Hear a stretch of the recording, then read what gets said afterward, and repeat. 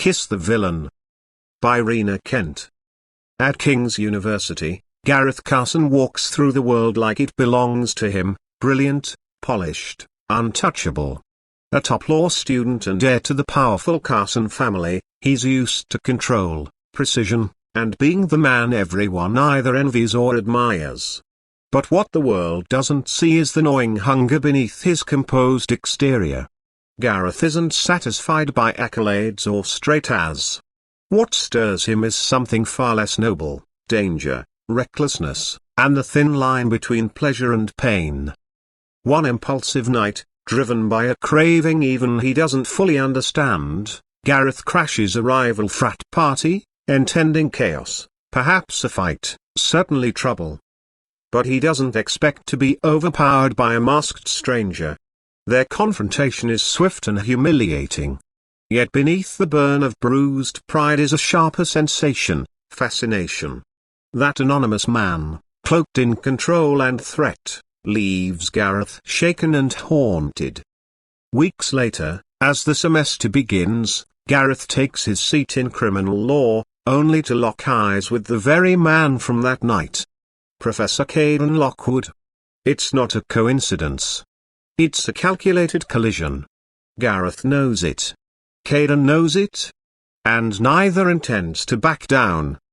What begins next is a subtle, charged game, one layered in veiled threats and simmering stares, twisted logic and unspoken rules. In lecture halls and behind closed doors, the balance of power teeters. Gareth, pride wounded and ego aflame, vows revenge. But Kayden plays a longer, colder game. He knows Gareth's mind, his vulnerabilities, and he exploits them with ruthless precision. Their entanglement deepens, not with sweetness, but with sharp edges. They are opposites in posture, but mirrors in need, dominance, understanding, release. Gareth wants to punish, to provoke, to unravel the man who exposed his rawest nerve. But with every push, he finds himself drawn further into Kayden's orbit. And Kayden, far from untouched, begins to crack under the weight of his own buried truths. Power shifts. Lines blur.